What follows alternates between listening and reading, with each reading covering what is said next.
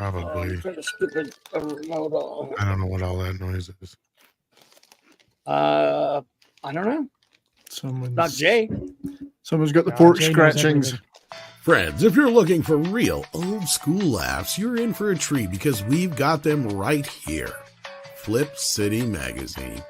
Remember Mad Magazine? Then it went woke? Well, don't worry. Flip City has no chance of going woke. That's right. 4 times a year, you'll get an actual printed magazine full of jokes, stories, comics, and more, all about today's pop culture, entertainment, and woke politics. Flip City takes terrible entertainment trends we love to hate with hilarious parodies of Lord of the Rings, Stranger Things, The Walking Dead, Star Trek, Hunters, and more. Trust me when I say there is nothing else like Flip City on the market. So subscribe today. It will be delivered in print, or you can even get it digitally if you're one of those wacky Zoomers. Either way, follow our link and sign up today, and if you put in midnight, you get an extra 10% off. Check out Flip City Magazine today.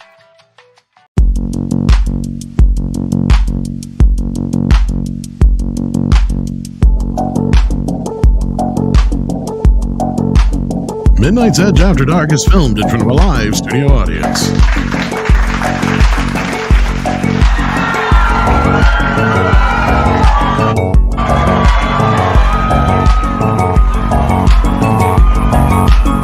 That's not true.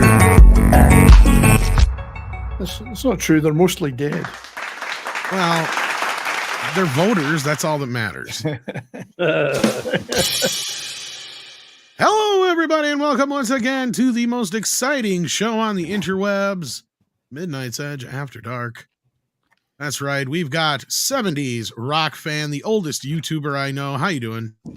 I'm doing it very well, sir. Every day above ground is a good day.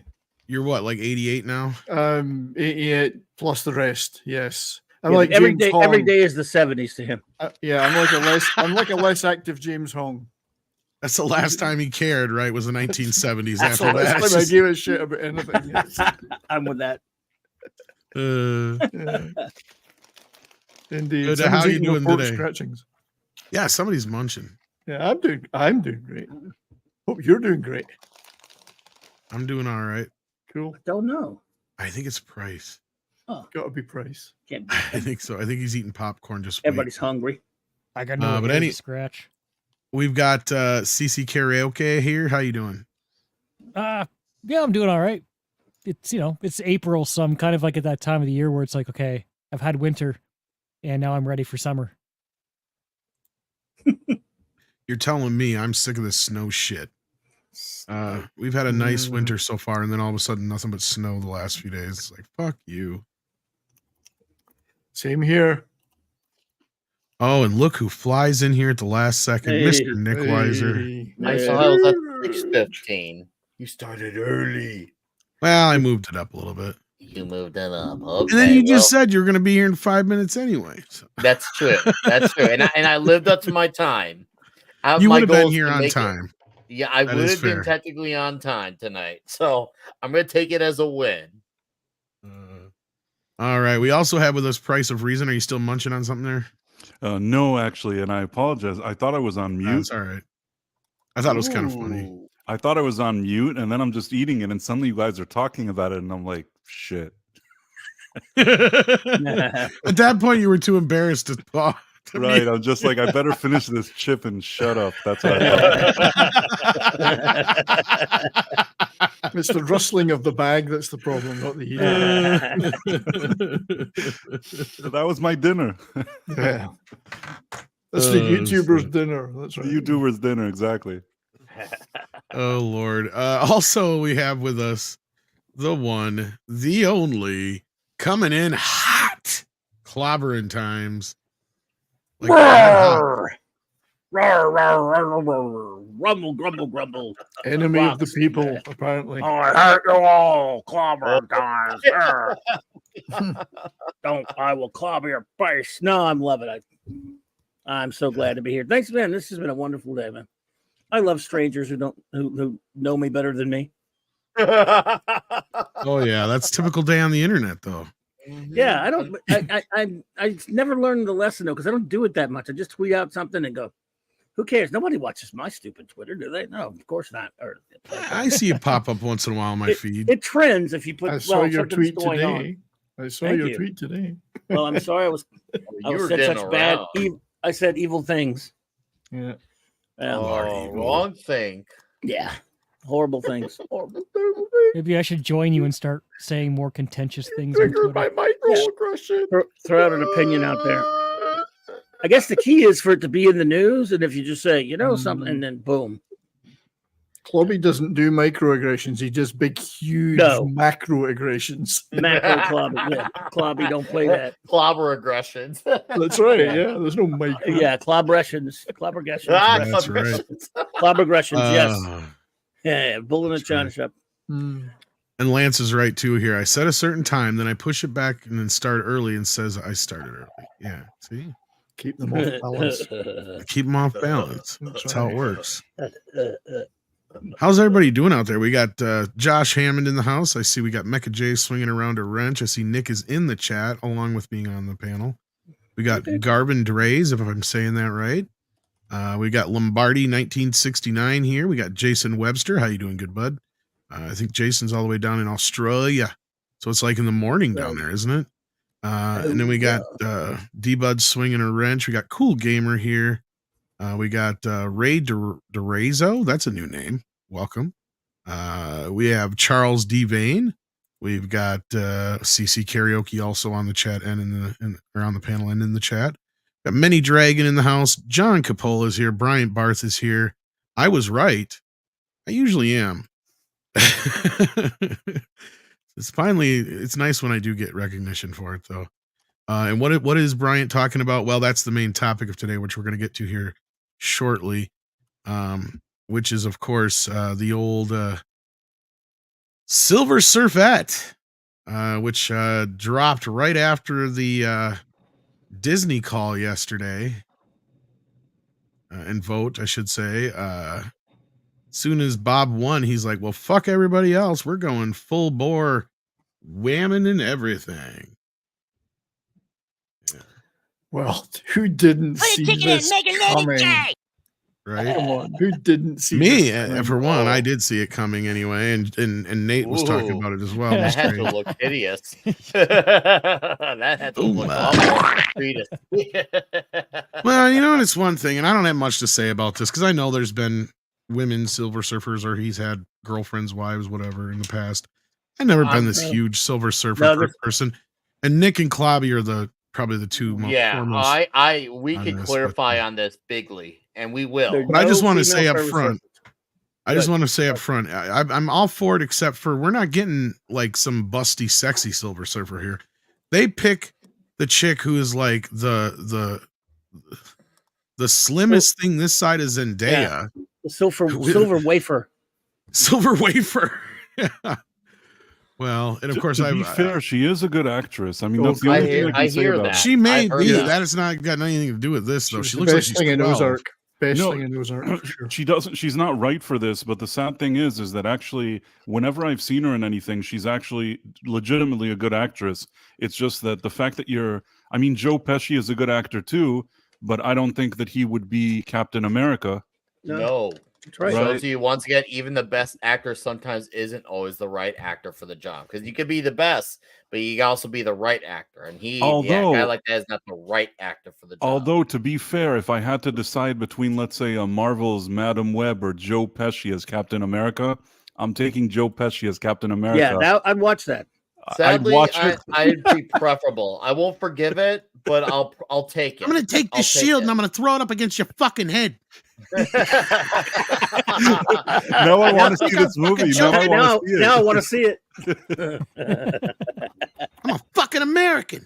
I'm saying that to my fucking face, Red Skull, you fucking bastard. You think that's funny? You think that's funny? All I see is your fucking teeth like you're smiling, you fucking jerk. So would that make Daniel Stern his Bucky? Oh, Oh, I love it. Yes. Oh, Come on, Harry. Now, He's not now making we fun have of a the fuck. He's movie. not. Look at him. It's like that fucking kid. Oh, it's gonna be that type of night. Oh shit. Oh Lord. But anyway, so tell us all about Shambhala here. Well, Shalabal, by the way. Shalabal Sounds No, like a Bay City Rollers hit. is of course on the planet Zenla. She was Norin Rad's woman. And by the way, if they cast her to look like she should look, hubba. I mean, big, almost Amazonian, tall, gorgeous, brunette. But with that. anyway, of course, yeah. Norin Rad, of course, is those who follow the story. Sacrifices. Zenla's this big planet of peace. They're all a bunch of peace pansies. Galactus comes along to eat their planet. Norin Rad makes a deal with Galactus. If he'll spare his world, he will become a herald and help him seek out other worlds. But what he doesn't realize is Galactus is going to do that, makes the deal, but also wipes his mind and takes all of his memories away. And he also, took the memories away of Shalabal, of Norin Rad. So, he goes out there. We all know the story. Eventually goes to Earth many years later. And he meets the Fantastic Four, meets Alicia, the Thing's girlfriend, and she teaches him about humanity. He turns on Galactus, blah, blah. We well know the story. Shalabal has popped up again here and there. She didn't even pop up in the original appearance. I mean, she started in Silver Surfer #1 when they brought his comic back later in the late 60s, early 70s. And, when he redid when they actually refilled out the origin more. So she's popped up from here and there for sure in the comics. She's been in a lot of things. She's been there once in a while. She's never been a Silver Surfer except in 1999 when, in my opinion, Marvel was just trying. Marvel see, Marvel do. Kingdom Come was a big hit for DC, so they did in my opinion, rip-off series, although it had Alex Ross covers only, called Earth X. Yep. And in that comic, at one point, he shares the powers with her. So for a short time in that comics, there were two Silver, they were both the Silver Surfer, like an joint STD. Silver Surfers. Exactly. He infects her with it.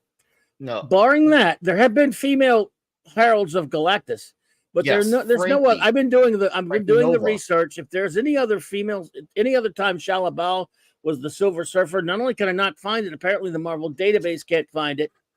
And a couple different people I know that are absolute, not only good experts, but have great memories, who know everything they've ever read in comics. I've been checking with a couple of people like that. I want to make sure I'm not forgetting anything. So far, I can't find an instance where Shalabal has been the Silver Surfer or any other female Silver Surfers. She's been in the What If comic, but she was called Starglow. She's been, again, she's Dan Slott destroyed her in a really stupid series he did in the late 2010s. Oh, God. That series. Totally unlikable. However, if there's a female Silver Surfer out there aside from Earth X, and there maybe someone slipped one in here and there that we can't find, it's not Shalabal. And if it is, I'd like to hear about it. But even if it is true, nobody knows anyone who knows or is a fan of the Silver Surfer. He's not as big as Batman, Superman. We all understand that.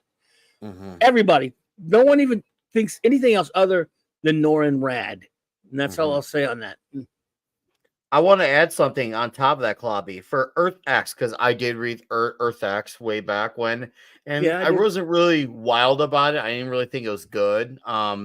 Seemed like people were pretty mixed opinions about it at the time. I was in the nature at 5th grade that I didn't like it. So, granted, I know I didn't like it. Here's another detail about Shalabal being the herald in that comic. She was only in that comic sporadically, might I add, for 3 or 4 issues of what was the 13 or 14 issue series. So you're talking a version of a character in a mini series out of continuity that went for a little over a year, and she was not even in most of the pages of a quarter of the issues. Yeah, absolutely. I'm sorry, go ahead. No, I was just gonna say this is like the most minuscule like thing, like trade-off ever. And this is an absolute gender swap. It absolutely is. Even if it's not Shalabal, it's because they're using the name of the Silver Surfer. Exactly. I just want to point out one other thing there, Nick, too. People are trotting this this Earth X thing out as a gotcha. See, there's precedent for it. That is not a valid precedent. You're reaching. You're being an ass. It's silly. It's stupid. But if you just you're in favor of this, fine. Just come out and own it. But it's not. It's not a valid point as a 10 precedent. years ago, I wouldn't have gave a shit. Right? Like, that's where I'm at right now. Like, okay, you want to give me a sexy, sleek woman as the Silver Surfer? Fine. I wouldn't really care. Mm-hmm. I mean, the Silver Surfer is always kind of ambiguous anyway. But fans of the characters wouldn't like it. Yeah, they wouldn't. They wouldn't like it so much. Diehard fans of the Surfer. I remember when I was living in the days of Chirac before it got a little more Chirac-y, and I remember older kids who I know who would tell me about cool comics, and you want them to, they'll tell you, "Oh man, I love the Silver Surfer." Even guys who are more like in line with, like, I guess you could say, the Spawns, when that and Savage Dragon were coming up in the 90s. One of the Marvel books they would still talk about was the Silver Surfer. A lot of the guys love the Silver Surfer. He's a very popular toy statue. Oh yeah, he's a very popular character, especially in the 60s and 70s. No, I know that.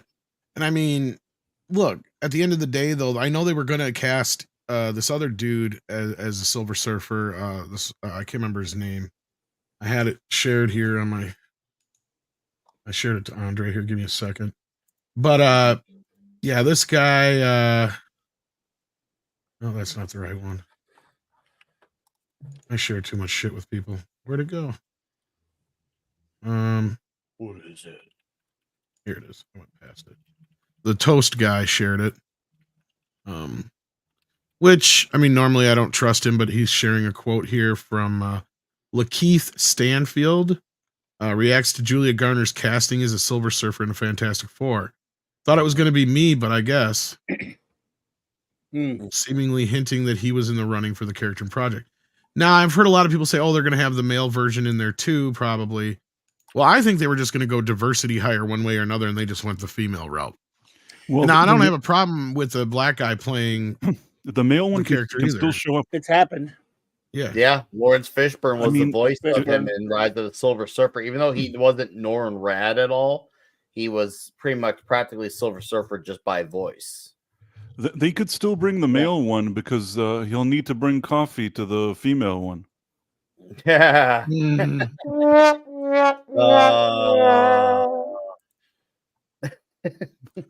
I thought it was a good observation. It was a funny observation. I'll give you that. It was funny to see, but man, it shows you once again. I mean, I posted a video about this yesterday. I've said, if you're someone who's seen this for 100th time with a fandom, you should be at the stage of point and laugh at the stupidity. The only way you can even let's just say upset or outraged about this is if like the Fantastic Four was like your only like obsession.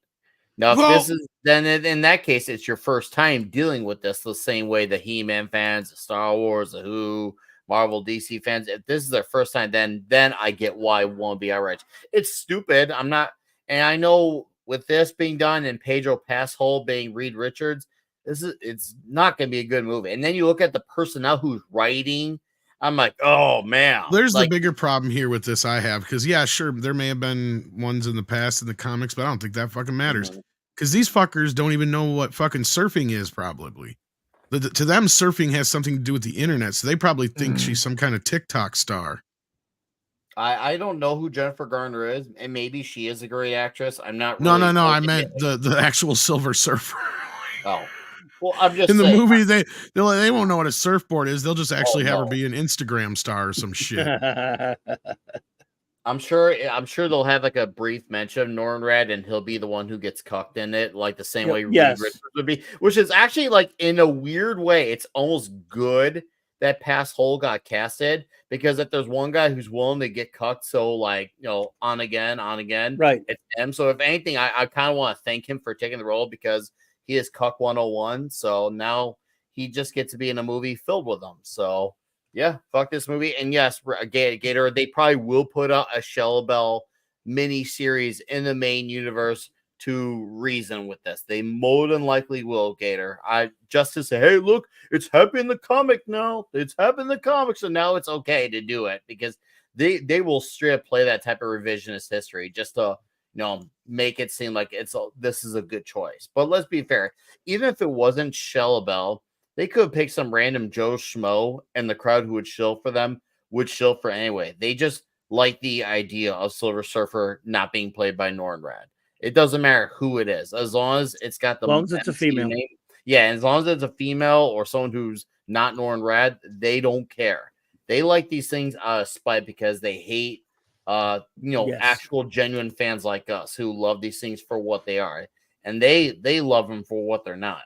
Well, there's also something else. I mean, and this, because Tom was saying 15 years ago, I wouldn't have really cared.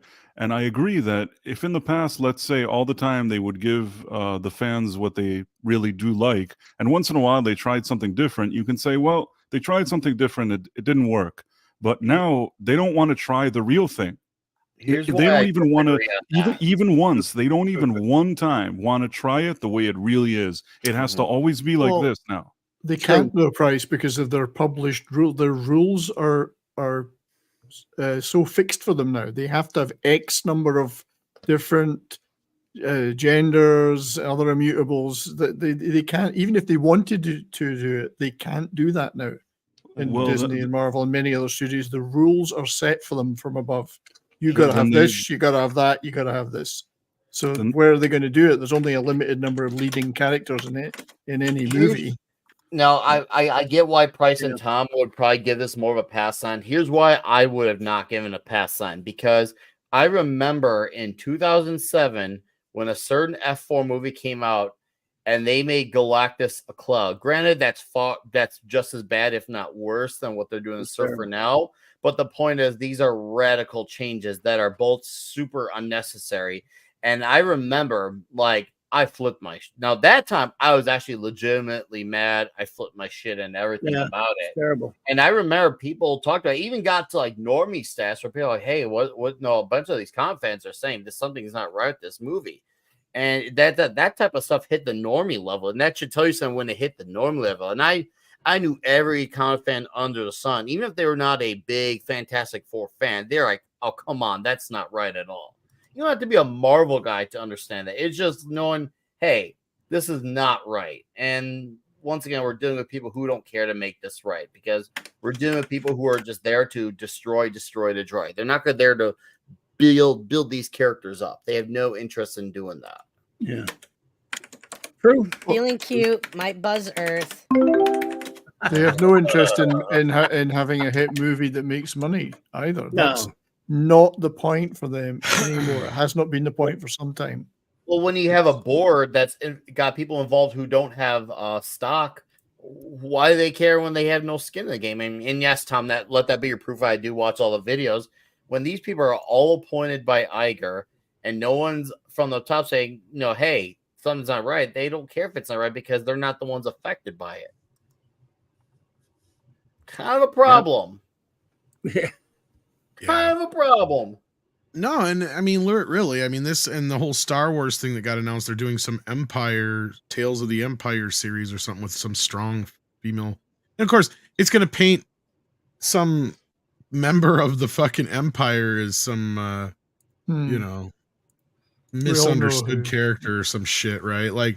Well, it's just so stupid. It's like they don't even understand what they're doing anymore. And this whole thing just felt like stuff they were sitting on until after the whole vote on purpose. And I mean, I'm not the only one who's pointed this out. All the other guys have too. It's Andre included. So difficult for them to make the Empire the villains when they all admire everything the Empire does. Wow. In their lives, the real lives. Oh shit! Yeah. I didn't plan on getting into it because I didn't even watch the stupid trailer. I just noticed it's like, Tales of the Empire, or what it's like. It's some whammons is the pop.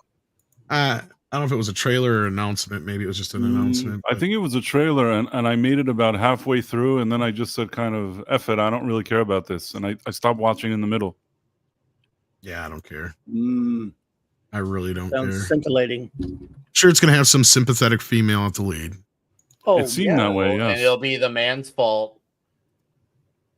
That's what I mean. Like, they don't even understand what the Empire is all about. Sue Storm or Richard, whatever their last name they give her, she's going to be the leader of the team, and she'll probably end up taking Reed's spot as the smartest character in the Marvel Universe. She'll probably will. I mean, there's no way they're going to allow Reed to be the alpha in that situation. They just won't. Oh, absolutely not a chance. And once again, that's why, in retrospect, I actually thank Passhole for taking this role, because if there's any man who's willing to take a dicking from a woman, it's him.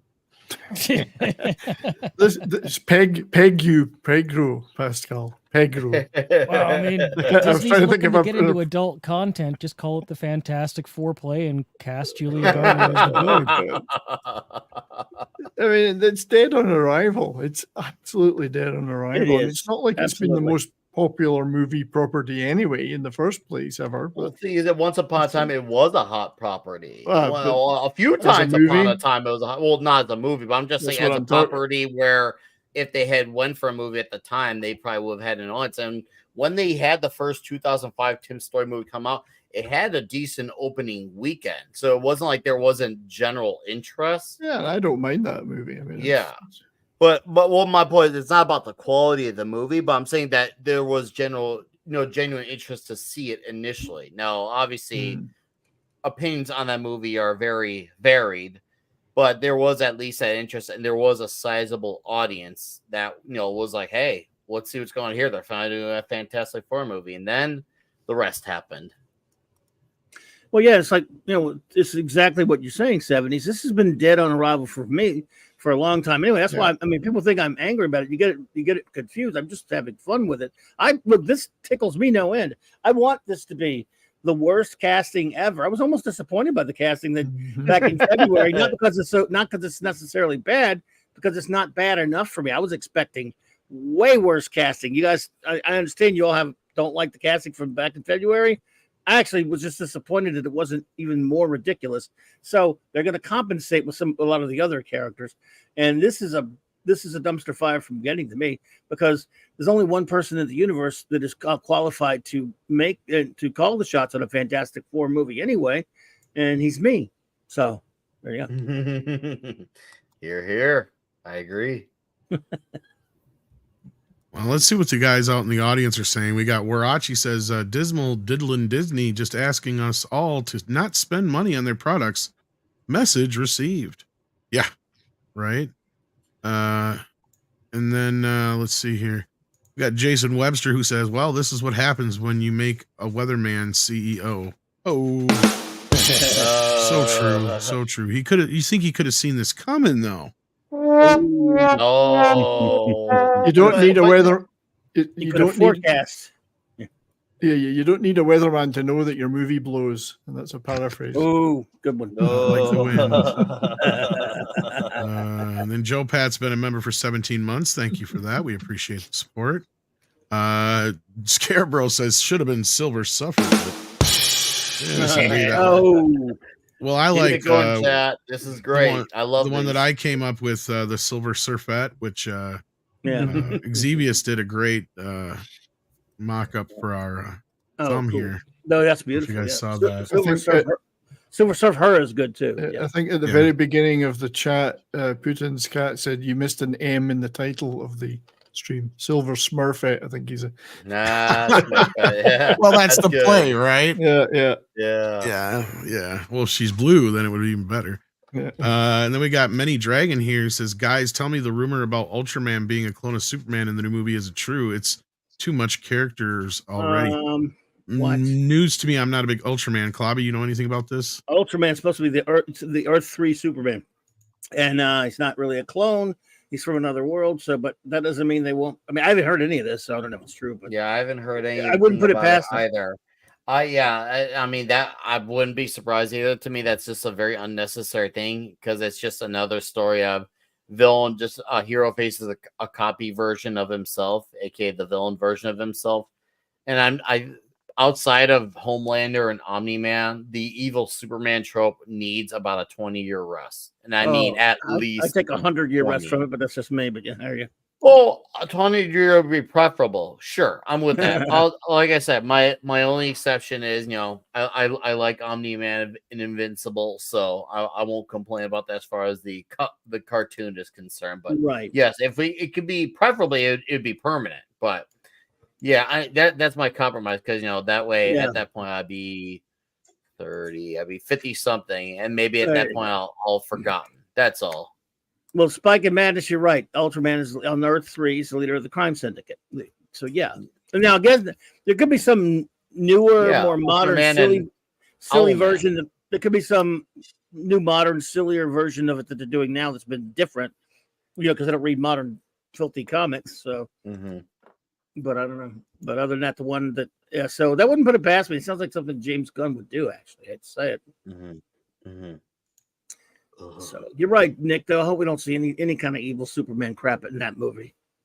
We don't need. Yeah, it's way overplayed. Unless he's fighting him. Like if he's fighting Ultraman, which is kind of probably a bit different. As long as you have good Superman there, maybe fighting someone is that's a little bit different. But yeah, I hear you. That's better. I'm with you on that, Clubby. But I'm of the mindset of I don't want a good version versus a bad version because that's ultimately what it is good Superman, which is the correct man versus. Yeah.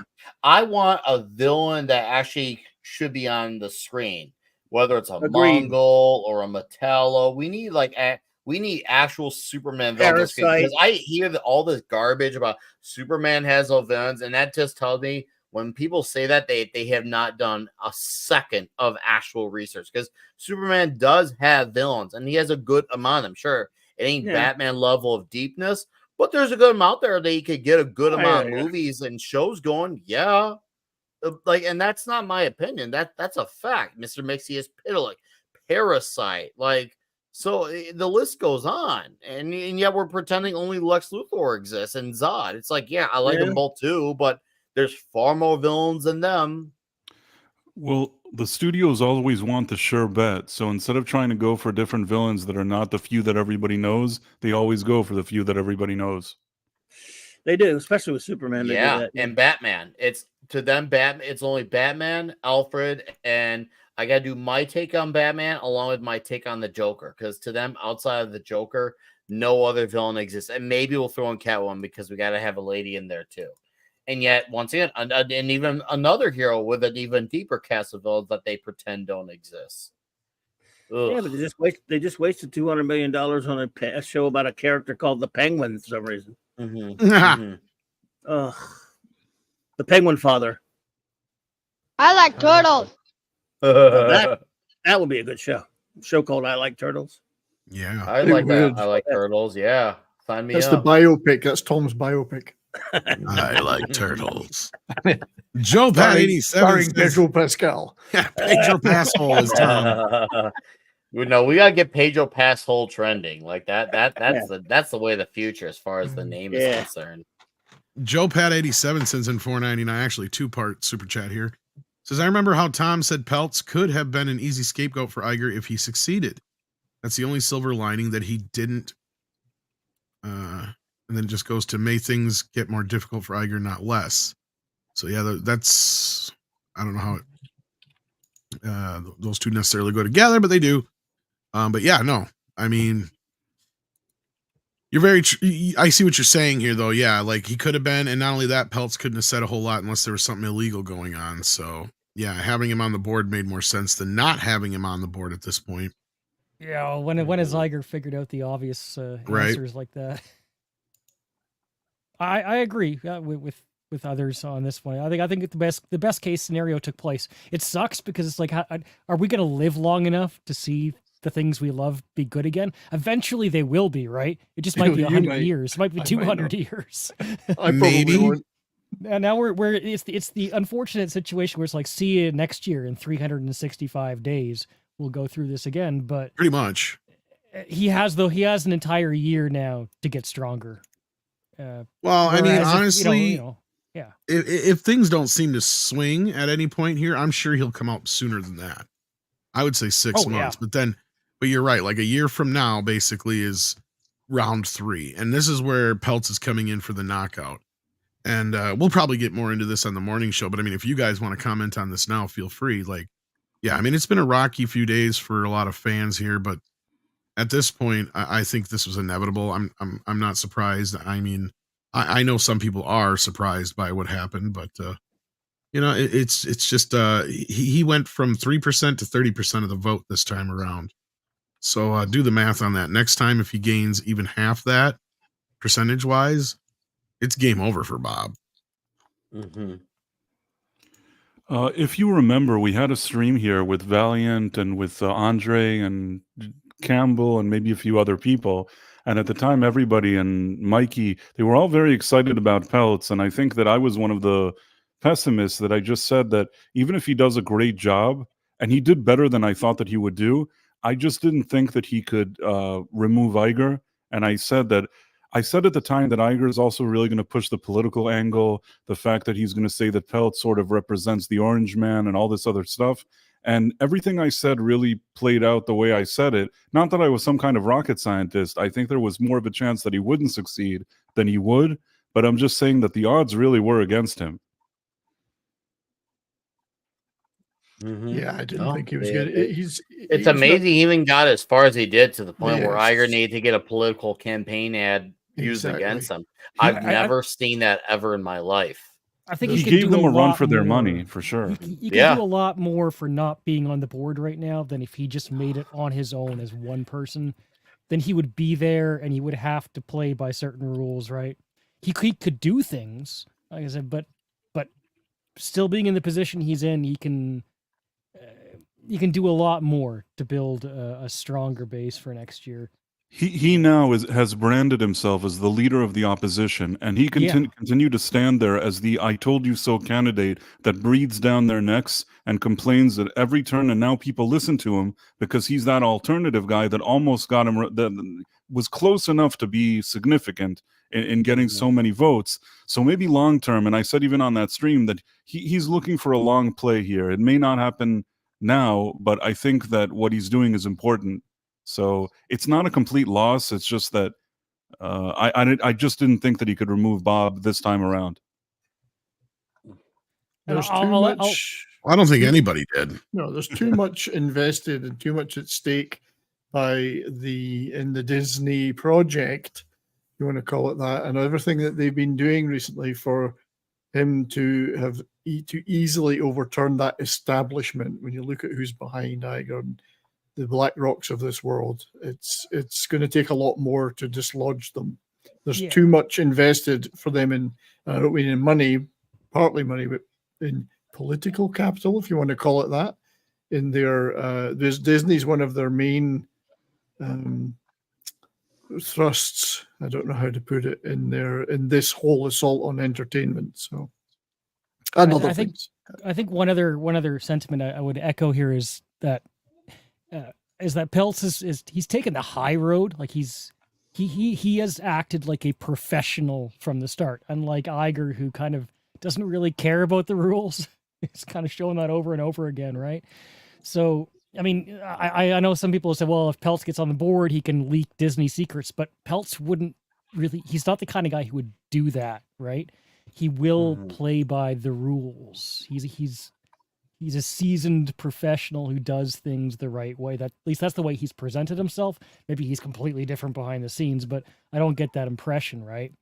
So he is well positioned to, to continue to say collaborate with Elon Musk. I don't know why Elon came out so late in the game, like it literally at the last literal minute. But Elon's clearly not exiting the scene, right? So right. Well, and that's another ace up the in his hand now. And this is what I was saying earlier on Mr. H's stream. Because I agree with everything you guys are saying, and Eric K here pointing out, like, with the whole activist situation, like, and also pitting him as like a Trump supporter and all that kind of stuff. Wall Street Journal called him an activist investor too, and so did Bob Iger and all that other kind of stuff. Like, everybody did try to paint him in a way, but I think that's what surprised Bob and probably a lot of people in Bob's corner was how much of an impact he made just in that year's time. And if he's got, Elon came out at the last minute on this one, but I think next time he's going to be there right next to him like a guard dog the whole damn time. I don't think, because he's going to come in swinging, right? And right now, this last time, sure, Peltz lost the fight, but he's like Rocky Balboa going the distance, right? Like, everybody's more impressed with the fact that Peltz got 30% of the vote. Yeah, he basically did a Rocky one. He did a Rocky one. Iger did not take him seriously. He wrote him off as a joke.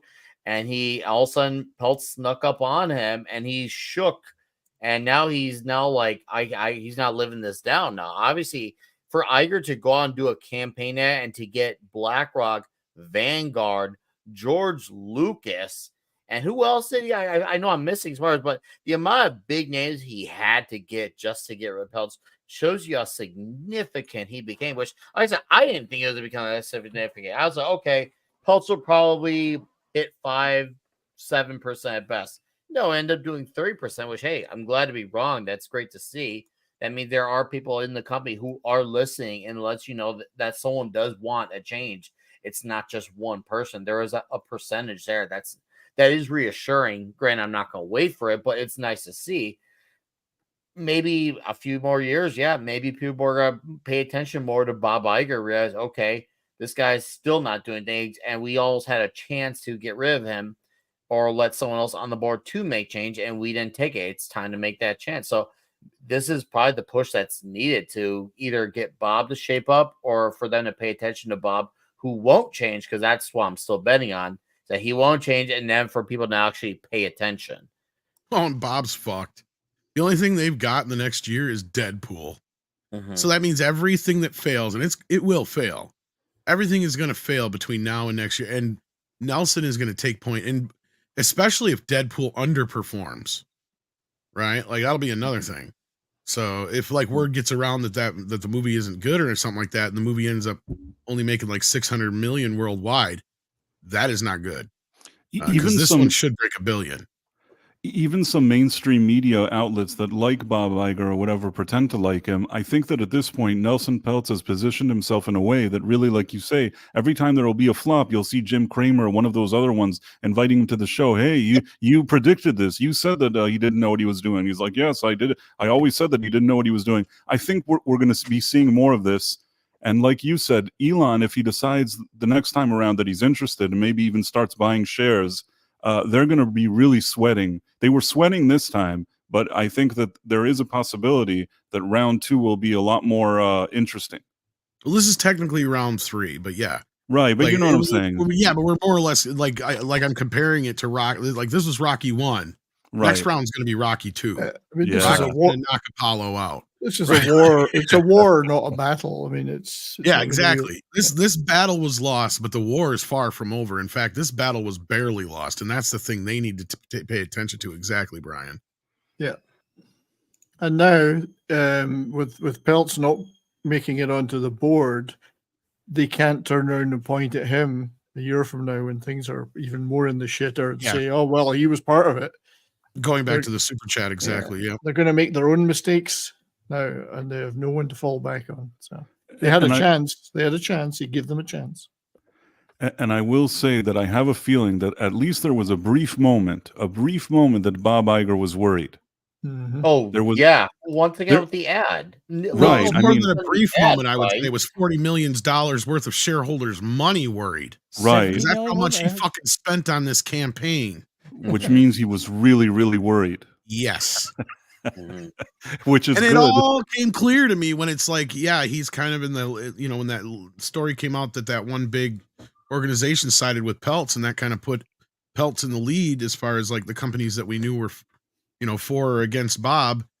And then all of a sudden the second part leaked just before the end of the vote or after the vote or whatever it was that said that they were, comfortably ahead or whatever it was. But I don't know where they consider 30% of the vote or, losing 30% of the vote comfortably ahead in my book. But yeah, actually 32% from what I guess is the actual number, because that's a lot. And in a company, that's something you have to address, right? Like, that's a third of your shareholders saying, no, shit's wrong, right? And the other, at least 30% are probably just fucking delusional. And the other 30% know shit's wrong, but they're not going to vote against Bob. Right. Or, and then factor in like another 10% of whatever in there. Right. So at the end of the day, this is where we're sitting right now. Next time that 30% might be 50% or 55%. And then Bob's in trouble. And that's the thing is we all know at the end of the day, the only thing that's going to fix this is getting Bob out and getting all of his fucking acolytes out. And that's not going to happen too fast. Even if Nelson wins this next time, it's still going to take 4 or 5 years to have this all washed out.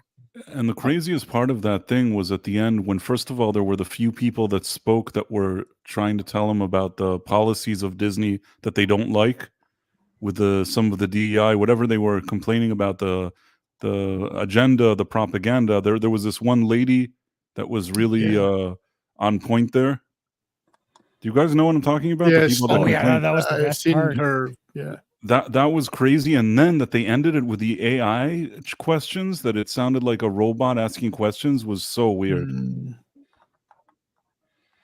That whole they used an AI to actually ask the questions, because I think they cut out certain things that people were asking or something like that. Didn't somebody prove they that? didn't want a situation where people actually get on the line and ask real questions. So they basically wanted an environment they can control.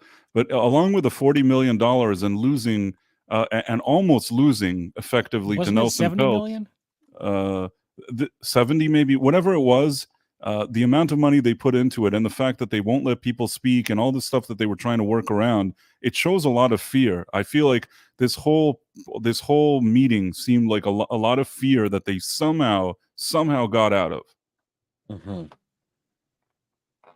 With the AI, I know that there's no way to prove, unless we have actual proof, exactly whether or not they just ran people's questions through an AI and had the AI speak them back or not.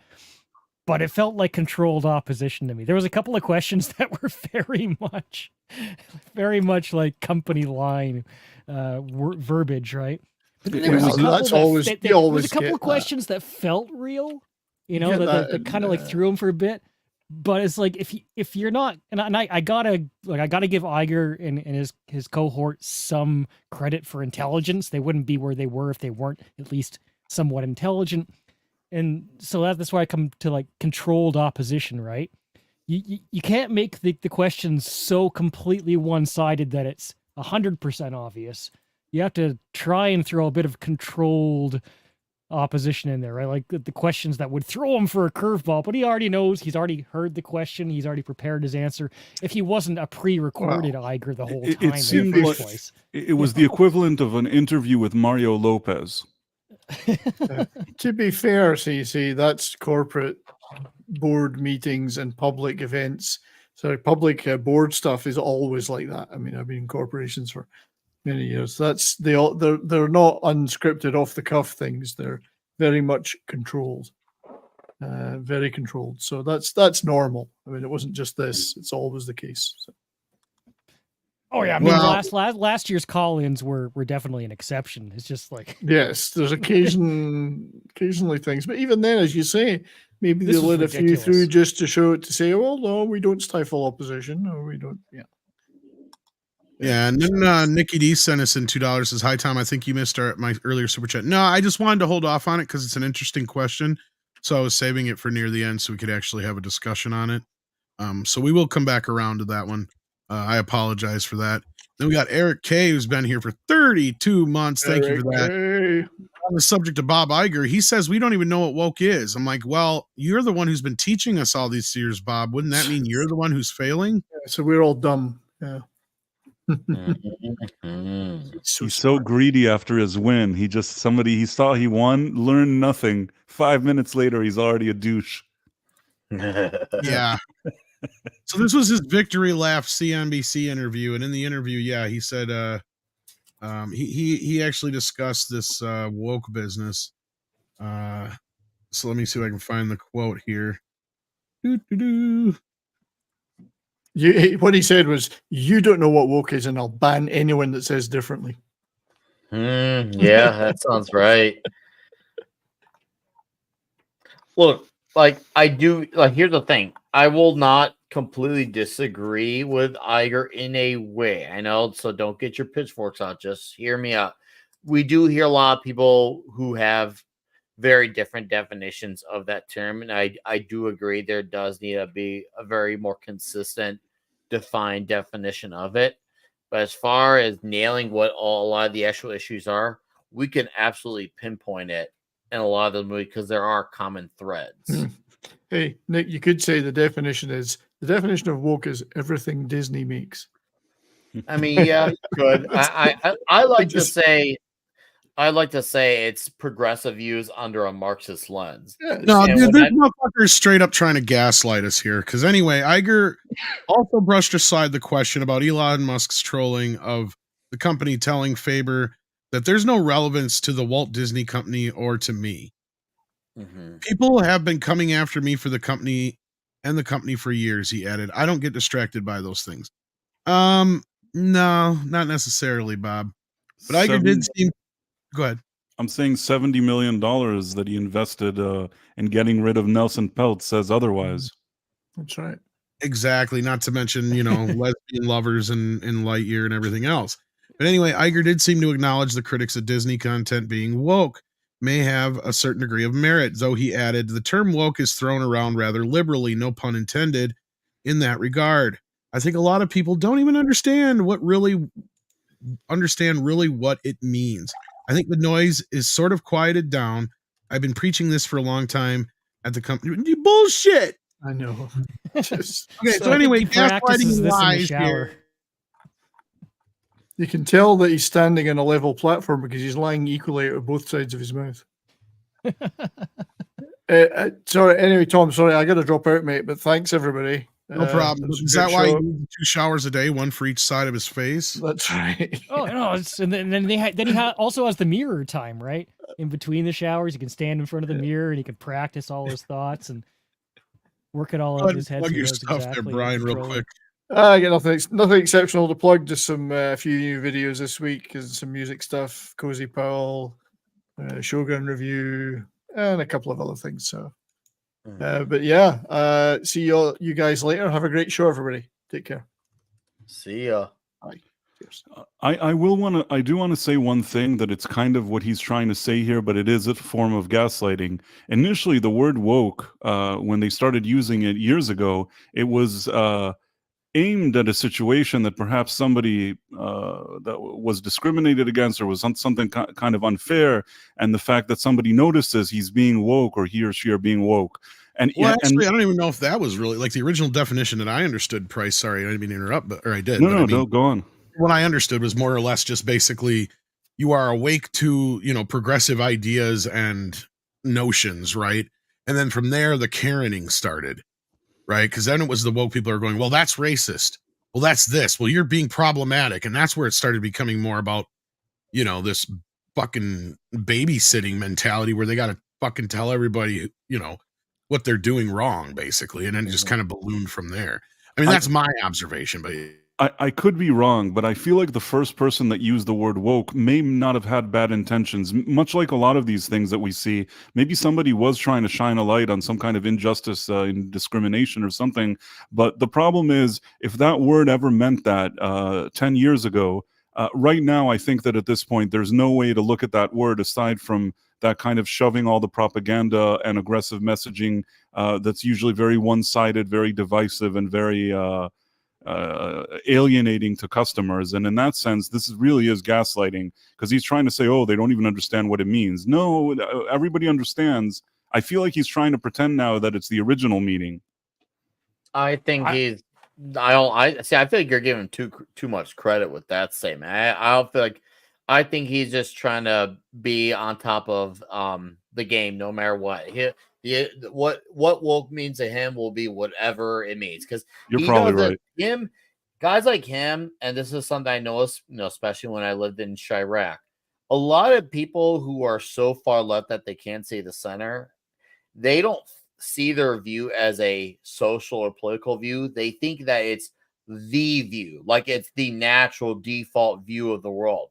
And Bob Iger is no different than a lot of them. They think they don't see it as a view. It's the view to them. So that's why they'll say stuff like, this is not a political position, because to them, they think when it's a political position, there's a slant to it. To them, it's not a slant, even though it is. But they don't see it that way.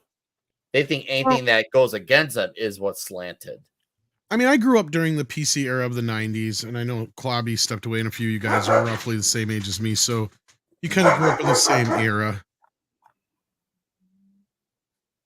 Oh, yeah. When I was in kindergarten, we're in that age, like late 80s, early 90s, the rainbow was a cool thing.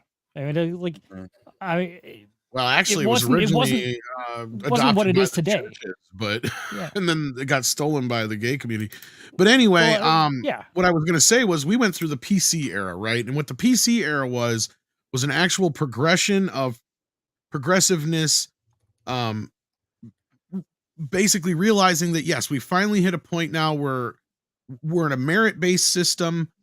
Most people who are in the jobs they're at have gotten there because of merit. Now, I'm not saying there wasn't any kind of nepotism or anything like that going on then. It clearly still was. It happens since the beginning of time. It will always happen. But that being said, we had to hit this point in the 90s where it felt like things were pretty even keel.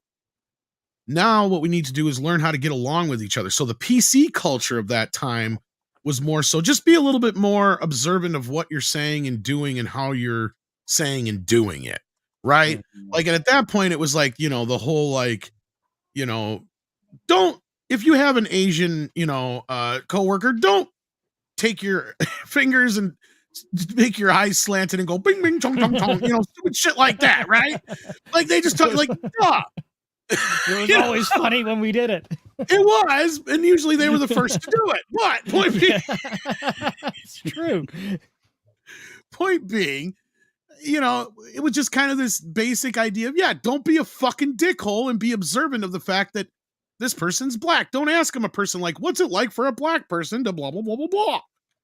Even that could be considered a little racist or put somebody in a, uncomfortable situation. This was also the era where we learned the whole don't ask, don't tell thing, right? And what that came out of is, look, if somebody wants to tell you they're gay or a lesbian, they will tell you. Otherwise, don't ask them because it's an uncomfortable situation.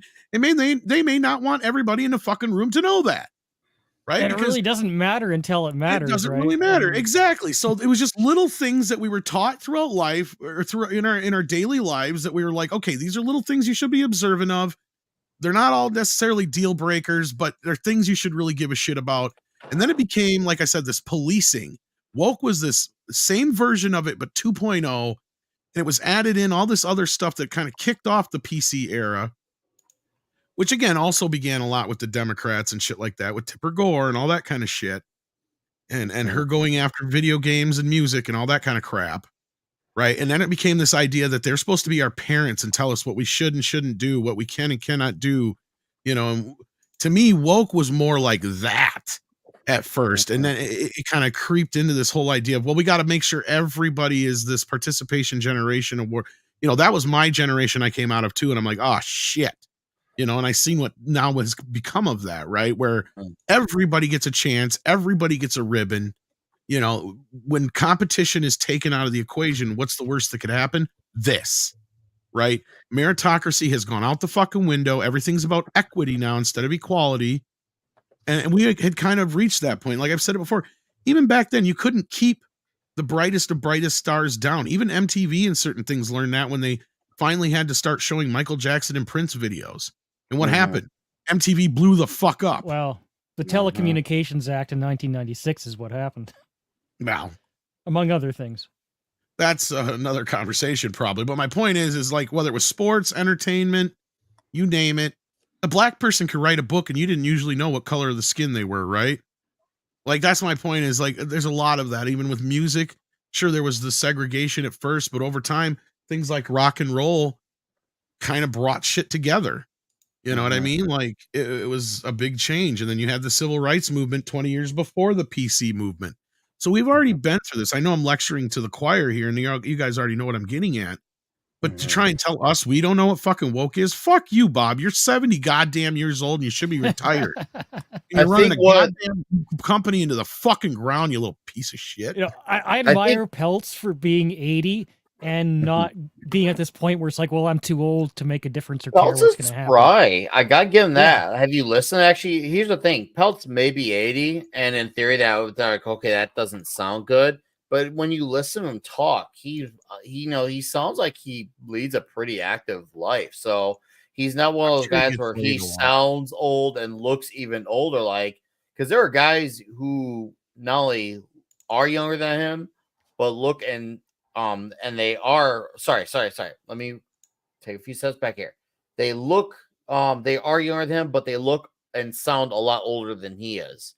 like a particular president, and these guys are like barely functioning. Peltz is obviously alive and well and functioning. Like, if I could be like that when I'm 80, I cannot complain. Yeah, I mean, and he's working on things that are going to exist well beyond his lifetime, and he's still motivated to work on it.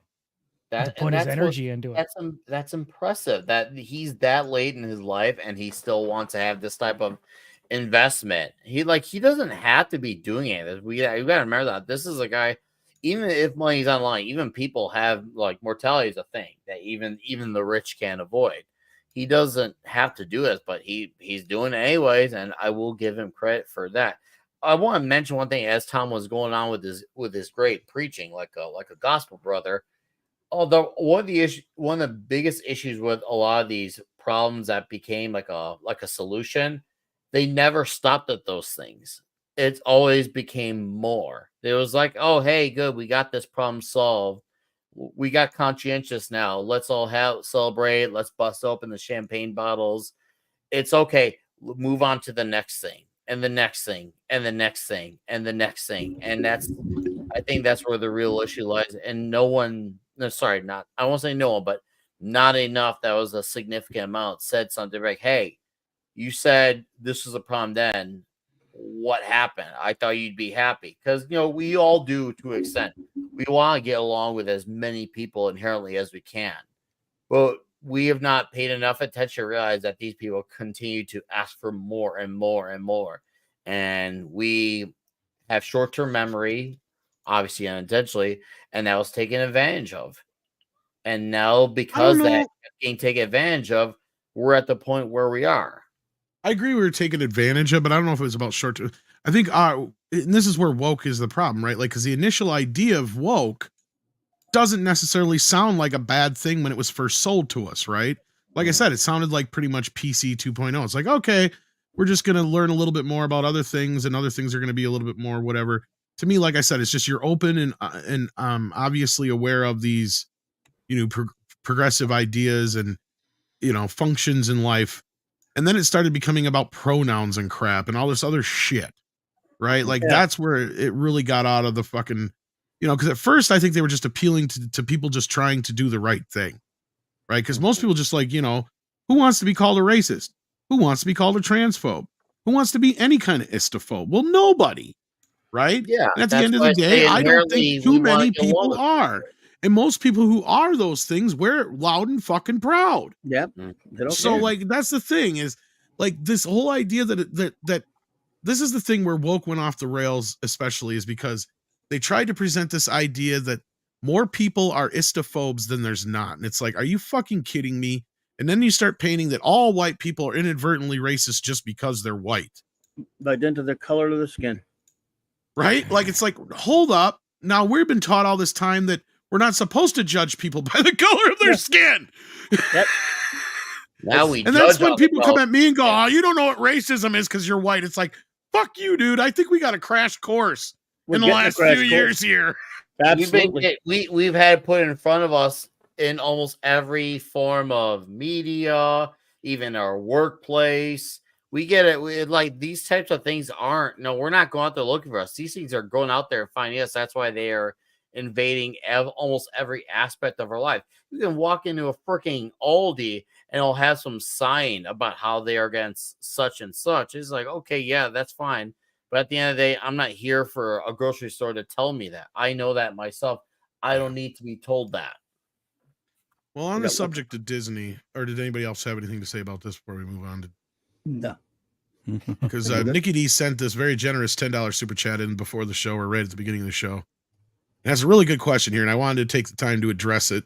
I didn't want to rush through it. Nikki asks, if the first Alien movie was directed by George Lucas and A New Hope was directed by Ridley Scott, how would the two films differ from their current iterations? Who wants to go first? That's something you have to think about pretty good. So, yeah. The aliens and Alien would be Ewoks? Well, here's my reaction to this. First of all, Ridley had very little with the creation of Alien. All he did was come in and direct it. George had to create a New Hope from scratch, right? Like that. So right there, I think both films, if Ridley had to direct what George initially had kind of come up with before he had a lot of help to get us to the end of the finish line, I don't think it would have turned out very good. I think it would have been a very disjointed film, much like it would probably been a lot like Blade Runner, just not as good. But George, on the other hand, I think he wouldn't have been able to help himself, and he would have injected too much into Alien, and Lord knows what he would have done. I don't know what route he would have been talking robots. Oh God! Well, yeah, there would be a lot more weird shit in it than that. I mean, they're probably definitely C-3PO and R2-D2 would be gayer than shit in Ridley Scott's. They're already gay, but they'd be flaming hot Cheetos in that one. So flaming hot. Wow.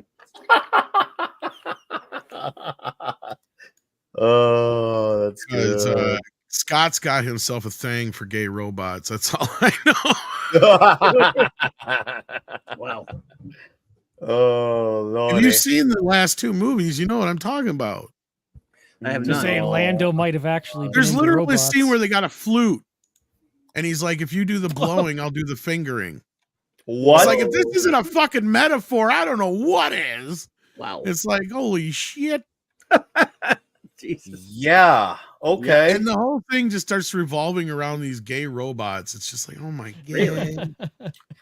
I just remember when the one time I ever watched the Solo movie, and they were talking to not Lando and about the relationship, like how do things, and then the lady robot was just like, it works. I'm like, that's not a response. Granted, Right. I'm like that's the biggest non-answer ever. It works.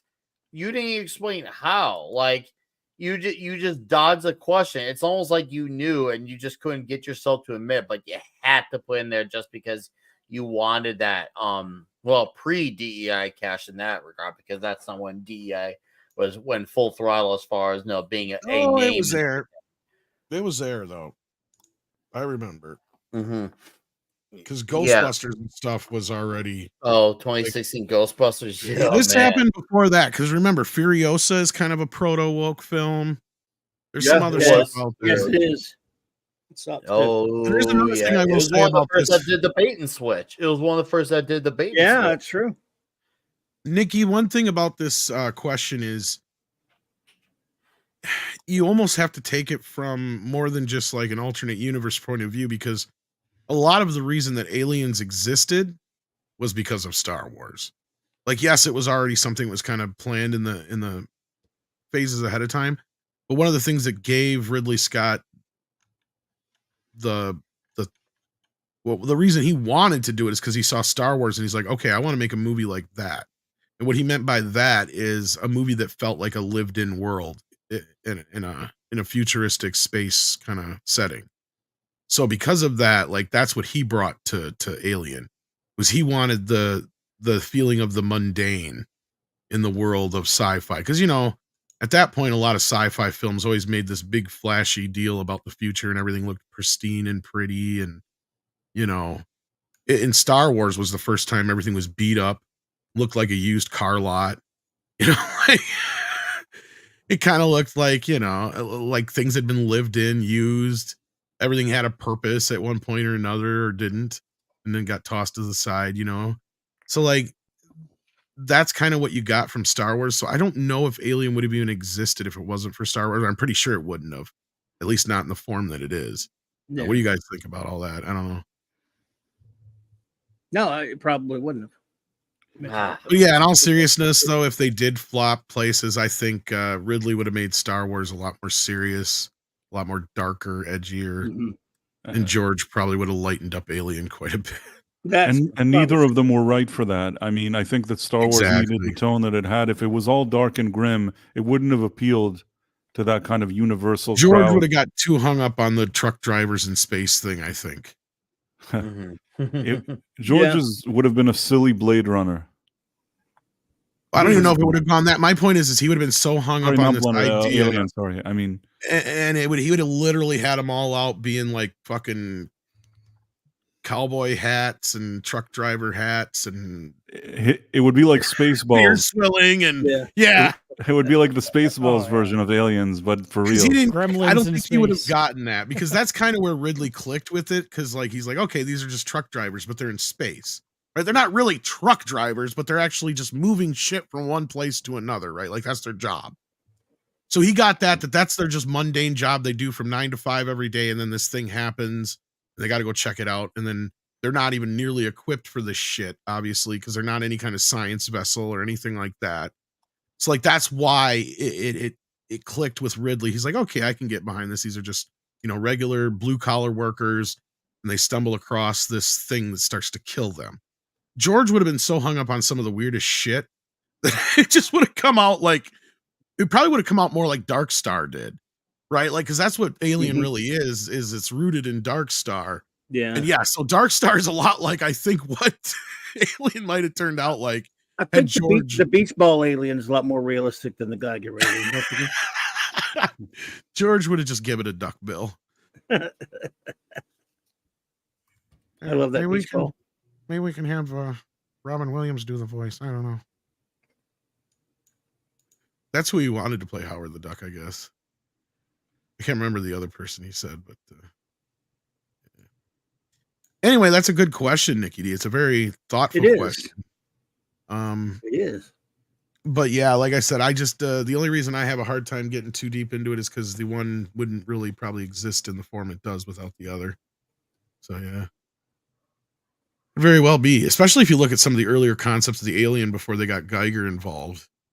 Like Geiger, I think, is what really brought that together more so than anything, because I don't think they really knew what to do with the Alien. And then when he come in and he drew all the, just taking his idea of this psychosexual cyber meets flesh thing that he did, just made the Alien look so unique and alien, and not to be punny in any way, shape, or form, but like seriously, like, I mean, that first Alien, I just watched it like 2 weeks ago or a week ago, and it still holds the fuck up really well.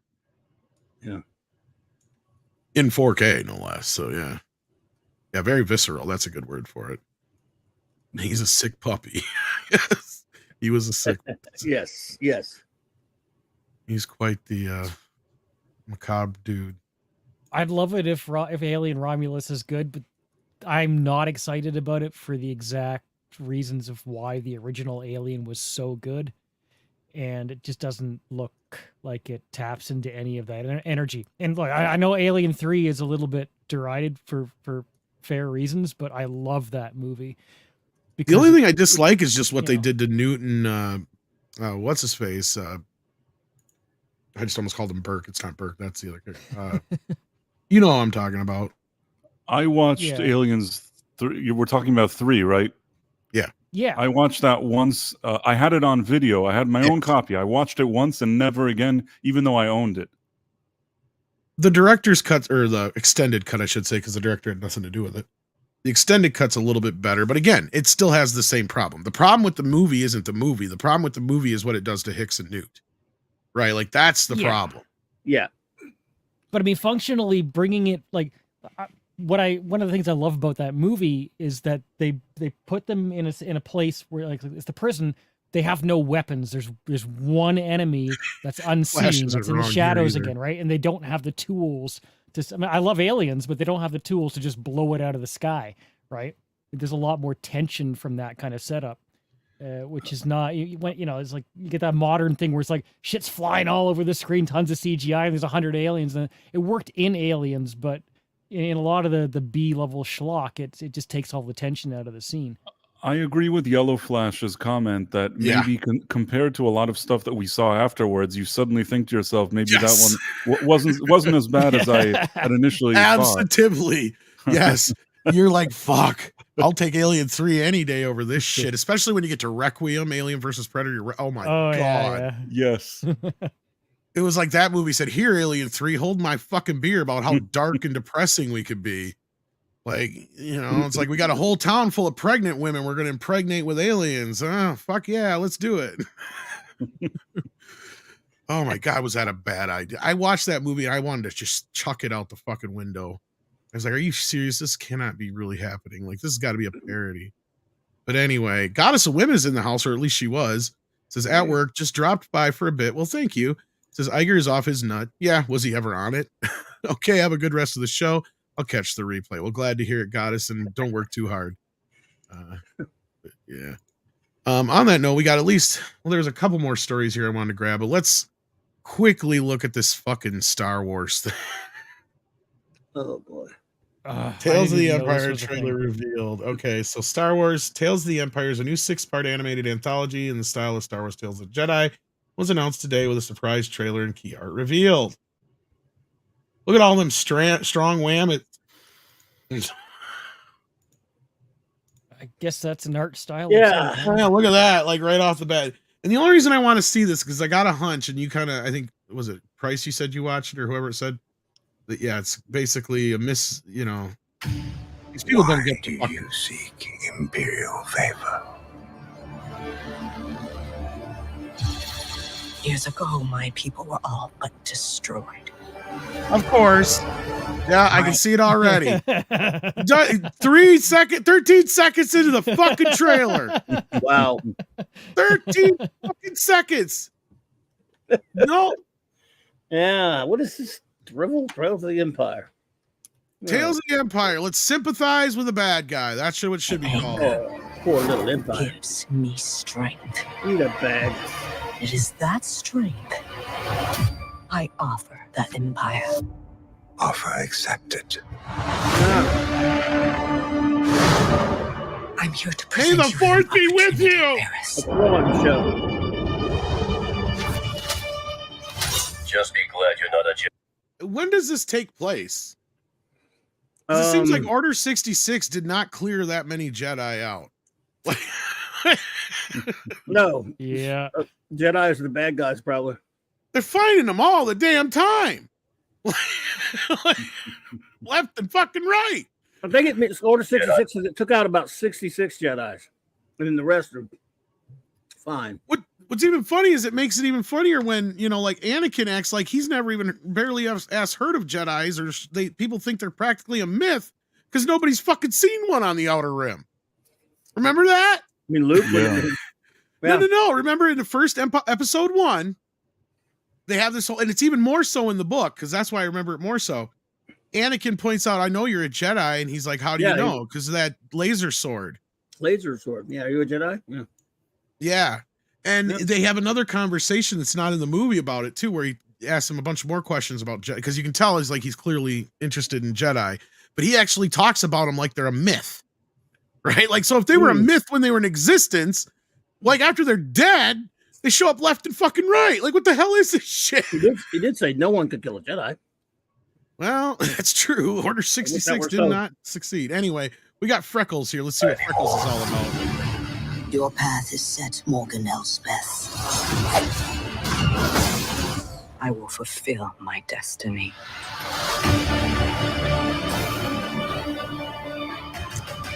Mercy only breeds defeat. But I will help you overcome this weakness. Yeah, still about the dark side.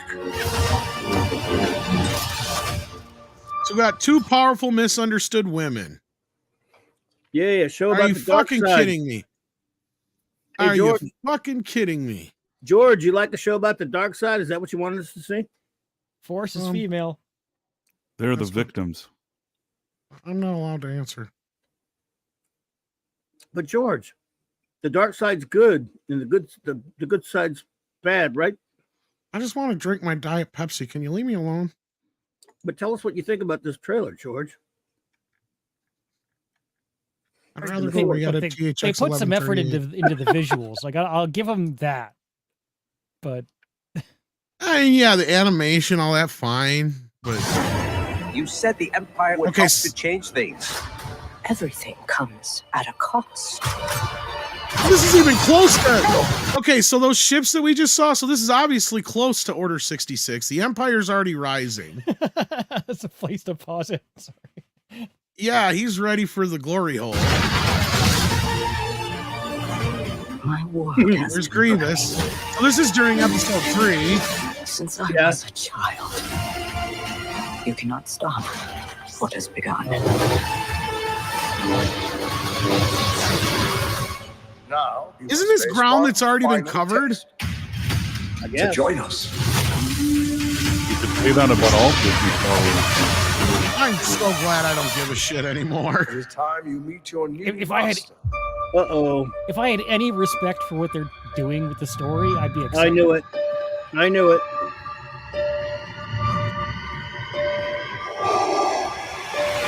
There we go. Long live the Empire. You So don't Darth know Vader the joke. power of the female persuasion. I am They always- such a wuss. They always roll out Darth Vader like it's a big deal, and I think they've already rolled him out so many times and ruined him so much that it just doesn't have that effect anymore. He's like Yep. Freddy Krueger in Nightmare on Elm Street 5. You're exactly right at this point. It's like, dude, we've seen him. He is not scary anymore. No. He's funny. You know, like, Right. like I mean, I'm waiting for Darth to just start cracking some jokes and shit. I hope it happens. Freddy Krueger was legitimately kind of scary in the first one, but I feel like with every movie they added all those jokes, and by the time you got to the fifth one, like you said, you couldn't really take him seriously. But he was scary at the beginning. You're gonna die, Jedi. Yeah. Ha ha ha. Get all punny and shit. Like, what the Yeah, he's fuck? gonna telling puns and yeah, you're right. Lord. Is With it a gonna be? W. Is it gonna be James Earl Jones? Nelson Sharita sends in $2 from my POV. The Jedi are evil. The series. Yeah, they own James Earl Jones's voice, so they just use an AI version of it now. Yeah, Right. They don't need him anymore. They just they press a few buttons. It's kind of what Tom did now. I actually do a voice. I'm Yeah, just you're doing. right. You're working. I'm doing harder. the RoboCop edition, and then I actually talk like Darth Vader. Dead or alive, you're coming. The only with thing it. I'm missing is like the. I could probably add that if I wanted to, if I really went all out. But like, yeah, it's like, yeah, can't even get somebody to do the voice anymore to where you can actually have somebody act. You know, like, Yeah. No. Then Jason, oh, go ahead, guys, if you had any more to say No, about go that. ahead. So Jason Webster on the Ridley Scott's thing says, thank you for the Australian 5.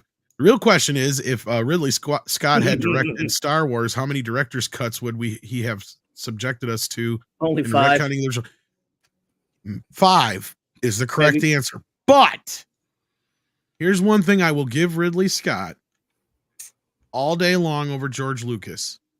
He would at least release all 5 fucking versions in high fair definition, enough. probably.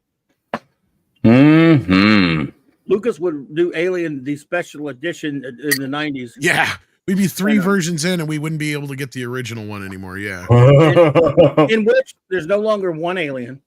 They're like 5 of them. And not only that, it would be no Running around. longer designed by he would have changed the design and shit by now and Yep. stuff. Yep. It just doesn't look like quite right to me. I'd have fixed that. I didn't think It's so sad because it's true.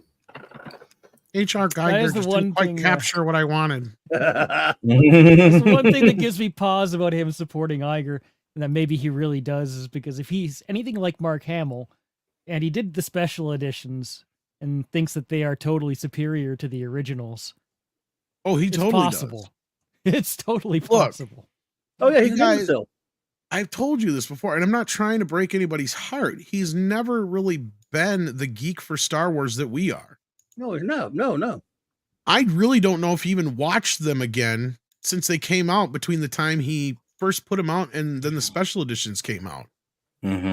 Remember, he hated he was very pissed off at Gary Kurtz, which is why I fired him for Empire. He was barely there for Empire, and he hated Empire. He hated it, and that's why that one's the most perfect of the films. But yet he changed shit for no good fucking reason in it.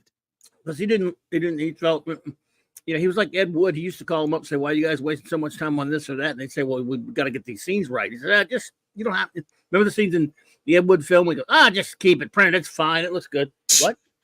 He is like that way. Well, and that's why, the Phantom Menace and all those come off so stilted is half of it's not most of it's not the actor's fault. It's A, the directing, and then 2, because he just decided to cobble together a bunch of different takes from everybody because he got a new toy where he learned he could use multiple takes and mix them together in like this remix. So you have like take 3 mixed with take 6 from a different actor, mixed with take 12 from a different actor. And it's like, no wonder they don't jive so well because they're not even reacting or acting in the same emotional state. And look, I get it. George is obviously like autistic or something like that. And he just doesn't understand emotion, right? Like, I mean, he's been called a dead fish by everybody from Francis Ford Coppola to his own ex-wife, right? Like, you don't get called that because you're somebody who's loving. Like, Andre probably shows more emotion than George knows how to. Wow. I mean, it's true. Well, I know you're not wrong. That's what Casino likes to say. You're not wrong. And I mean, people asked him, like, he won't even fuck with Howard the Duck. It's like, motherfucker, leave Star Wars alone. You want to mess with a movie that's all fucked up? Go mess with Howard the Duck. And, they asked him, well, like, if you could redo Howard the Duck now, what would you do? Well, I think I'd get a new voice. That's all he says. It's like, dude, that's the least of that movie's problems. Like, you can make I like it. I like it too, but you can make him look like, completely make it look very real and stuff. Get rid of the little dude in the outfit. That's the thing I can't believe that George hasn't done. Like, it's like if you're gonna sit there and CGI a character out of the movie and then re-CGI them completely, Howard, there you go. There's your Jar Jar Howard's Binks. the one to do. Yeah. Mm-hmm. And I like this stupid movie as well for Dick. And I do too, but he is like, there's some bits where Howard just don't look like nearly. Yeah. And the voice is bad. I mean, the voice is it's not great. No. He should have went with the First Instinct with Robin Williams, probably. Although I don't know if Robin would have been right for him too, because Robin probably would have been too much energy. Out of control. Why didn't he want Robin? I just think they just couldn't work it out. I don't know. He chose this guy, and probably rightfully so, because like I just said, Robin was, and even then, that was in his cocaine age. So like Robin was all over the place, right? So he needed, because Howard is, he's really laid back and chill. Like Bruce Willis would have probably been a good voice for him. Something like that. Maybe even Danny DeVito, if you can get in the right mood. He's a laid back wisecracker, Yeah. Robin would have just been too manic. Exactly. That's the word I was probably looking for. Good point. Yeah. He's got to be just kind of laid back, kicked. George Carlin would have made a good Howard the Duck, probably. Yeah. I could see that. Yeah. Live in a world I didn't create. I agree with that. DeVito would have been cool. Oh, hey, yeah, DeVito. Well, I mentioned him already too. Yeah, you get him in the chat. Mentioned him. Yeah, I'd said him before here too, but it's a good one. Kind of surprised he didn't go for DeVito at the time because DeVito was popular enough at that point. I don't think he was looking for a name. I guess probably not. I mean, the guy was a comedian. I don't remember his name, but he hasn't done much else from what I know. But like, I mean, it wasn't a horrible voice. I never minded the voice. The voice wasn't the problem. Even the movie, like I said, the movie isn't even that big of a problem. It's just that clearly the writers, William Hayek and his wife or whatever, didn't understand Comics. Comics. They copied a bunch of stuff out of the comic, but they didn't get Howard. Should let Steve Gerber write the script.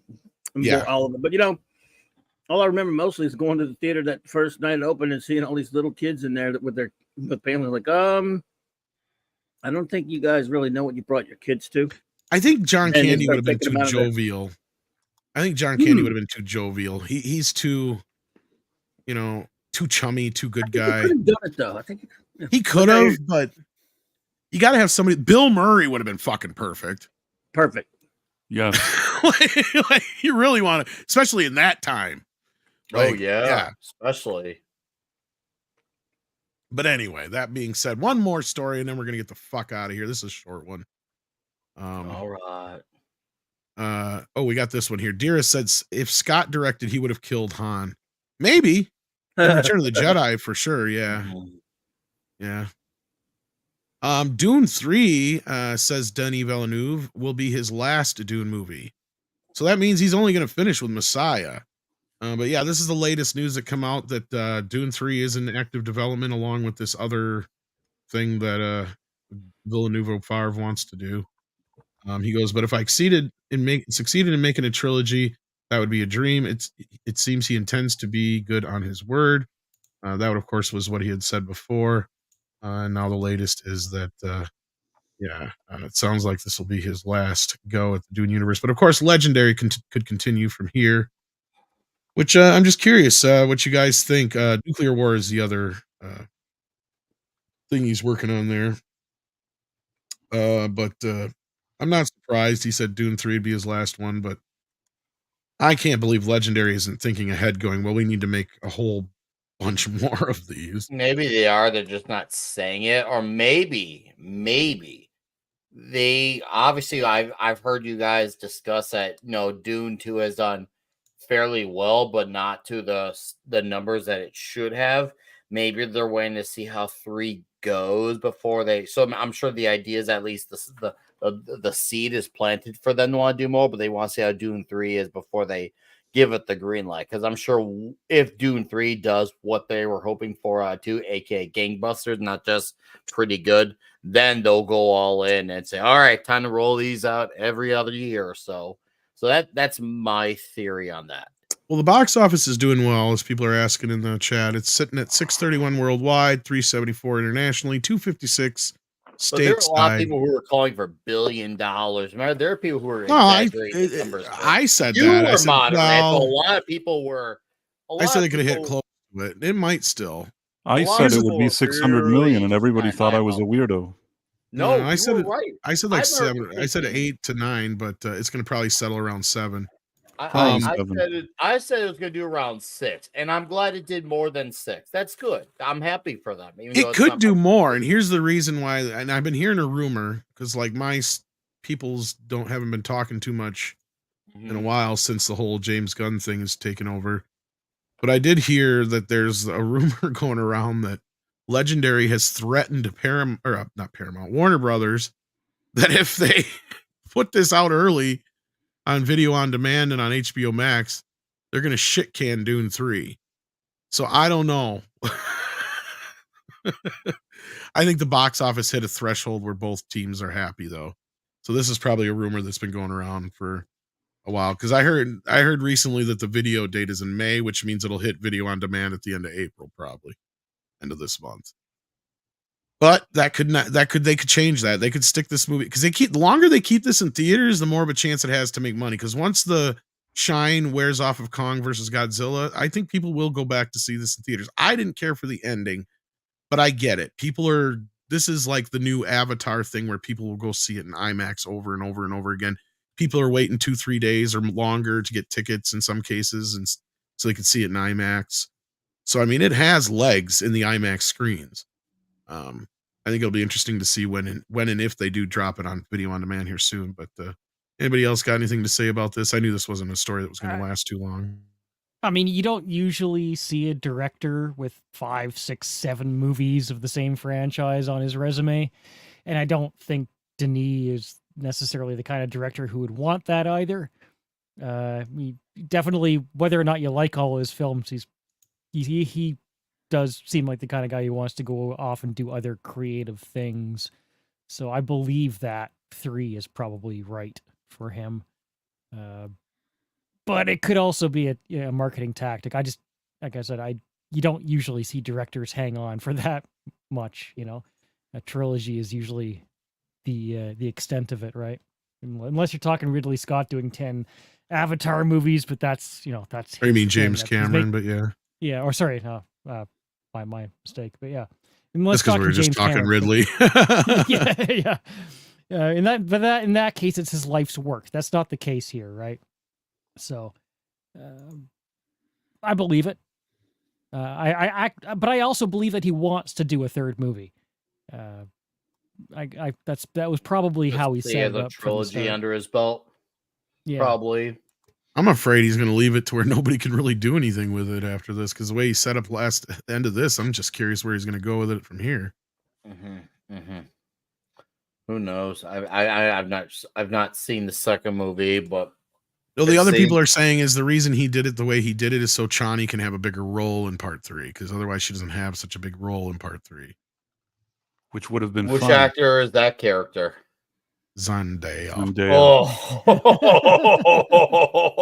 Oh, wow. Well, and that's not completely accurate. See, like, she does have an important role to play in Messiah, but like, yeah, I'm not doubting that. But from what I hear a lot of fans of Dune say is that she's not the character, but she's just Zendaya. Now, I'm going off of people's word, but I'm going to take their word for it because you're not wrong. Movies that I've seen her in, most of them, I'm not going to say all, but most of them, she's Zendaya. You're not wrong. I mean, whether it's her or whether it was the writing or whether it was a combination of the two, they really made this their own Chani. It's not Chani from the books. So, yeah, I have no idea where they're going to go from here with it. I have ideas, but I'm not going to probably like them, which is sad because I did like the aesthetics of this. I thought the first one was very well done. The first half of this movie is good, but basically once they start really deviating from the book is where it really, to me personally, goes off the rails, and I'm not sure what they're doing from here on out. But I mean, we'll have to see where it goes. Anybody else got anything to say about Dune 3? Negative. I just got cereal and it's really good. Make sure. Oh yeah, and I was reminded in the back that Robin Williams was actually cast as Howard the Duck. That's right. He even spent some time on the set, and then he said, "I can't do it. Can't get the rhythm of this." Course. Yeah. He probably interacted with George and figured he's not going to be able to work with him because George was probably telling him, well, don't do this, don't do that, and also George isn't the most personal person, and I think that probably didn't fit. That's kind of what he's to a point. Like he's saying he couldn't fit himself into the predetermined performance that Howard had to do, and I wonder if knowing that the geek that Robin Williams was, he probably could see that they didn't get what Howard the Duck was all about. Because I imagine he probably was a fan. Because I don't know, most people know that like Robin Williams was a huge geek. He was huge geek. He loved video games, and I guess I think he was a comics fan too. Oh yeah, he actually worked with Judith Hoag, the chick who played April. She had no fucking clue about Ninja Turtles, but he knew everything about them. So he coached her on everything she needed to know. Didn't Gary say he went into his comic shop once? I wouldn't be surprised. He would walk into these shops all the time and video game stores. He loved video games. Like he was a huge video game freak too. Yeah. Like he was one of the first guys to have a Nintendo and all that kind of stuff. And I mean, his daughters and stuff had talked about that stuff too. About like he was a huge, because I think he even tried to be in the Mario Brothers movie because he was such a big fan. Really? But they couldn't come to a. I mean, he wouldn't have been a bad Mario. No, maybe a little out there, but. And of course, we got to know what kind of cereal is Nick eating. SCC. This is the new Captain Crunch called Cinnamon Crunch, and it rules.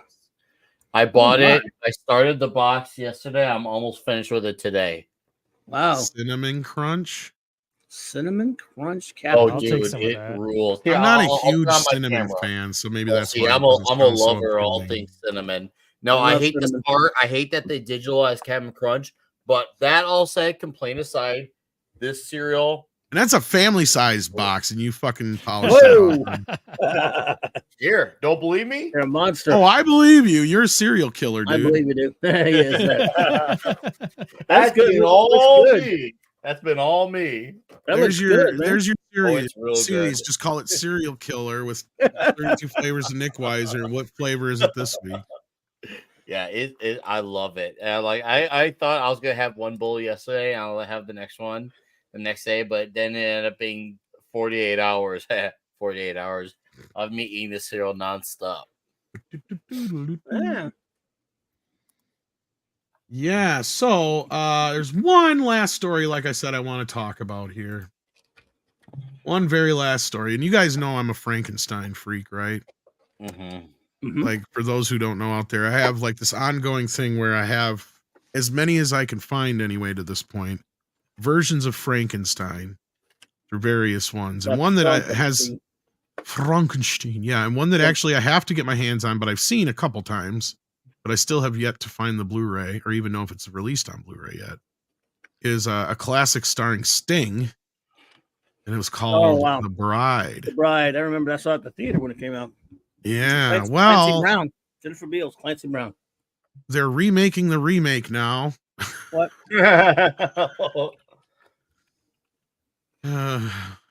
What? What? Yeah. What? Yeah. Why? There's First of The all, Bride. The best one is the James Wales. And there's Christian Bale as the monster. The Joker monster. Frankenstein. What? Well, he's got cats. Is there going to be a sex scene? Oh God! Another old iconic character they're giving tattoos to that doesn't need tattoos. Now we have literally gotten I don't know how many versions of fucking Frankenstein, including that Poor Things fucking movie here in the last. Which one? Yeah, Jokerstein. Thank you, D-Bud. I don't know how I got these scars. So is he going to be a midget Stein? Because Frankenstein's supposed to be tall, and Christian Bale's like 5'11", which is not exactly Frankenstein height. It's like, I'll admit he's taller than me, sure, but like an inch or two. Good for you. And how was it? How's it for you? You're not even Frankenstein with your height. I can at least admit it. She had a stain on her mouth. Yeah, she had that stain on her mouth. Ugh. What That's really weird. Did Frankenstein give her a facial or something? Like, what are you trying to get? What I love is all these people who have no idea that this is a remake. Really? Oh, we just lost somebody. Where did Price go? I didn't do it. Did he? Must Did have it? a hiccup. But yes, like I had some asshole come after me. He's like, "There's been several versions of Frankenstein." Thanks for validating why we don't need another one that much more. Exactly. Welcome back, Price. No, and then I had, of course, like, dude, you ever make a copy of a copy of a copy? Yeah. Duh. Like, we already got one, man. Like, this is not even like I could get behind if you're gonna try something original. This ain't even fucking original. This is a remake of a remake. And then they're going to remake that remake in another 15, 20 years at the rate that we're going. Because people don't even really stop to think that The Bride of Frankenstein is actually the same book. It's just the second half of the book. Oh, I didn't know that. Wow. Yeah, the bride part, it happens in the second half of the story. That's all. Because he kills Frankenstein's wife and says, "Here, now make me a fucking bride, you asshole." That's really what happens. Yes, exactly. Multiplicity. That's what I was getting at, that reference. Yes. Sorry, I take my Frankenstein very seriously.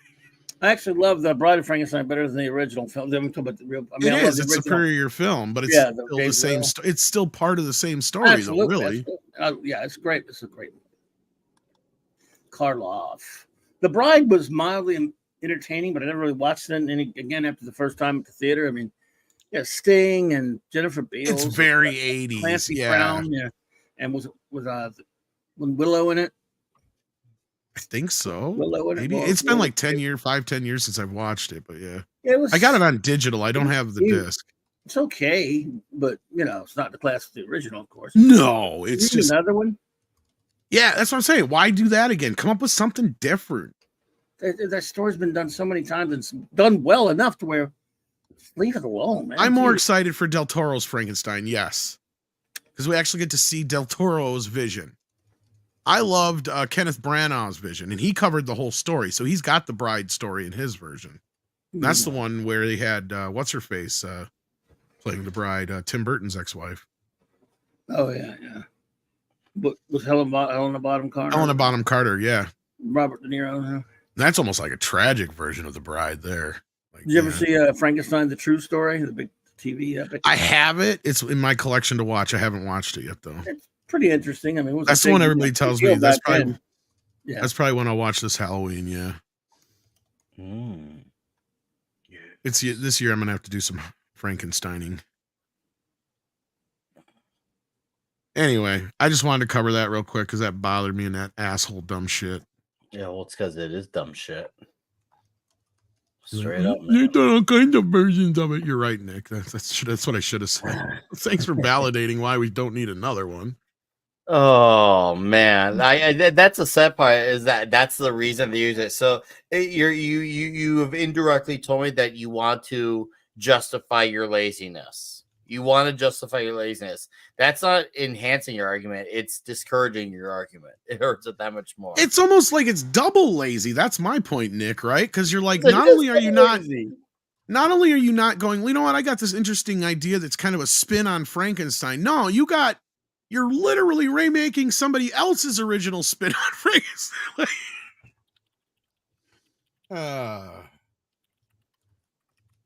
And all it really is like this Victorian sexy kind of version of the story. That's all it is. It's not anything special. I mean, Clobby's right. It's nothing to fucking write home about. You know, it's not like it's the coolest part about it is it's got Sting in it. Right? That's about it.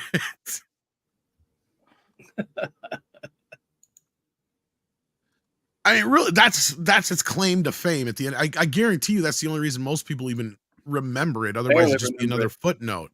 Exactly. It's already a footnote. Yeah. Yeah. In fact, I think what I enjoyed most was the stuff with Clancy Brown as the monster. Remember when he goes out on his own? Yeah, he's good as the monster. He's good, yeah. Mm-hmm. Well, it's fun. It's not like it's a bad movie, but it's not like... it's lighthearted, really. I mean, it's like mid-level. You know, like it's... Even in the 80s, it was mid-level. So that time... You know, so it's like...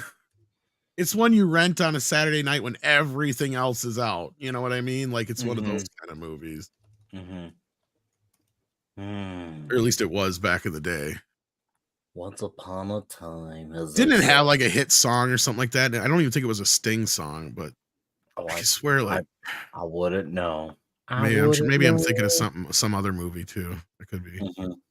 Anyway, I think I have Frankenstein Unbound as well.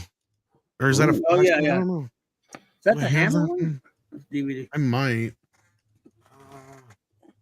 I got so many of them. There's a few I'm missing of the Hammer ones because they've all been released in so many scattered sets and shit. But anyway, that being said, I think it's time we should wrap this up. What do you guys think? All right. Well, you know, when it's time to end, it's time to end. Did we have anything else to discuss? I think we've covered everything we need to cover pretty well tonight. Actually, you know what? There was one small thing. Tell us about that small thing. That I think is kind of interesting that Yellow Flash had keyed me into. I had no idea was happening. I'm not even that big of a Transformers fan. But this got my blood moving a little bit. They're showing the first few episodes, it looks like, of Transformers in theaters. And also, you're getting a live table reading with a couple of cast members there. Let's see, Frank Welker and what's his face who played Optimus Prime, and the long-term voice actor of Optimus. So where's the problem now that you said? There is no problem. Actually, I thought you said this makes this. No, I think this is a good thing because what this tells me is that they're probably remastering the whole series in HD if they're showing it in theaters because it's the 40th anniversary. You know, I've gotten they might for the theatrical run, but for the Blu-rays they won't. It seems like this isn't the Transformers movie. This is the first few episodes, from my understanding. Wasn't there an animated movie in the late 80s that came out? I don't know if it was a theatrical release, but I know there's an 80s movie that came out. Okay, an exclusive behind-the-scenes table read appears on a split screen with the pilot episode, More Than Meets the Eye, Part 1, followed by the next 3 episodes in the first series. So that's how it's going to work. So that tells me that they're probably remastering these in HD. That's good news. And at this point, it might even be 4K if they're shown in theaters, which would be even sweeter. I'm jazzed about that, and I'm not even that big of a Transformers fan. Yeah, I like them, Mhm. but I've only gotten into them recently because I've been enjoying the current comic from them a lot. It's the best comic that's on the, I guess you could say, mainstream comic market. So I'm probably gonna check that out just to see what was the, I guess you could say, older Transformer stuff like. So, see what came before. now Jeremy Winfield wants us to talk about the Romeo and Juliet reboot. Now, Jeremy, I got to say up front, because this is actually something that I gotten a little bit of flack for, but actually I had what I thought was a pretty decent discussion with a few people about it. This is actually a play. It's not a movie. And it's not abnormal or anything out of the ordinary for them to do any kind of race, gender swaps within the Romeo and Juliet has been done in so many different ways, especially on stage. But that's not a big deal. But a few people were trying to claim that it was kind of racist, or there was a bunch of racist comments, let's say. And my argument to that is that most of the comments I'm seeing, at least from that I've seen anyway, I'm not saying that there hasn't been any racist comments made about the actress playing Romeo or Juliet, I should say. The slip there was on purpose, not on purpose. I mean, it was a Freudian slip of sorts, I guess. The young lady playing Juliet looks very manly, and a lot of people are commenting more on her looks that I noticed than anything else. At least that was my perspective. I'm trying to find a picture of him here, but I can't seem to. Whenever I'm looking for something, I can't find shit. Oh, here we go. Okay. So yeah, so this is actually a play. As far as I understand, it's not even actually a movie or anything like that. But I mean, speaking of movies, even in the yeah. Wait, the one on the right, she's got more Juliet? facial hair than fucking he does. Yeah, it looks like a dude. Sorry. I didn't know that was a woman. Looks like a dude to me. I'm not even trying to be like, see, listen. That's racist. That's racist. When it comes to situations like Pedro Pascal and the Silver Surfer gender swap, I'll shamelessly take shots at that. I genuinely did not. She does look like a young Billy D. Williams. I'm trying not to take shots at her. I actually thought that was a guy. Yeah. I'm not making fun. I just assumed it. Yeah. Wow. I'm kind of at, it like, may just be that pic. Yeah, it could just be a bad photo too. It could be, to be fair, it could be a bad photo. Well, and as I was saying, it's like even in the whatchamacallit movie with Leonardo DiCaprio, whoever directed Baz Luhrmann, that's what I was trying to think of. Even in that one, they had a bunch of, a very, very diverse cast. So like, it's like this is nothing new, and I get this is a play, this is not a movie, so we're kind of making a big deal over nothing. But yeah, why not Zendaya? At least that would have made more sense and probably would have brought in more tickets. Yeah, probably would have. For some reason, she does have a base that will see anything that she's in. I just wish I could. And so does he. Is. Yeah, he does have his. Did you hear You hear him and like Timothy Chalamet? He's like, "Hey, dickhead," at the two premiere thing. No, I did, but that's great. They were just fucking around. He's like, "Hey, dickhead." Because Timmy was standing there with Zendaya, and of course, Zendaya's his girlfriend or whatever. Yeah. It was just a whatever. It was kind of a funny moment, but anyway. Oh, it's highlighting the 1%'s mentality. Okay, well, in that case, but it's Romeo and Romeo, I guess. Sadie, yes, I know you want to play at the most inopportune times. Packing Proton sends in Ted and says, "Read Transformers. Fred Wolf is open to calling them if someone has the guts to. I'm phone shy myself. We can find out if the TMNT remasters and soundtracks exist in proper scans." Well, oh, Sadie, what are you doing? Maybe she's got to go potty. No, she got her stupid thing stuck underneath my chair here. Where is it at? Her burger. Anyway, Paramount owns TMNT now, so I would imagine if there were any assets, they were turned over to them. And I don't know. I think Fred Wolf still controls Transformers though on that Packing Protons, but I mean, yeah, if you throw me the info, I'm sure I can try and take care of that myself, or have somebody like Mikey make that phone call. He's good at that kind of stuff. So You know, I could be like Fletch and pretend I'm somebody I'm not. This is Harley Davidson. Mm-hmm. But anyhow, yes, Sadie, just a moment, dear. All right. She wants us to get out of here, so let's go ahead and go around the horn here. Nick, what you got coming up? See, I'll be on Thursday Night Throwdown in an hour, Comics Division and the Boys. Member stream Saturday, and also I'll be on Comics Aficionados with Western Thinking Criticals Saturday morning. We'll be on with Mike Barron, so that's gonna be fun. And also, I posted a video yesterday. Do check that out. It was a fun time hanging out here, and fun to make fun of the current debauchery that is current era Marvel. Never get old making fun of, and good to hang out with the chat and our ever so exquisite panel of dudes. And as I always say, if you're already going to the clubhouse of Clubby, stick with the clubhouse. And if you're going to be at TNT, stick with TNT. Don't change your plans. So thanks for having me, Tom. Good to hang out with you and the dudes.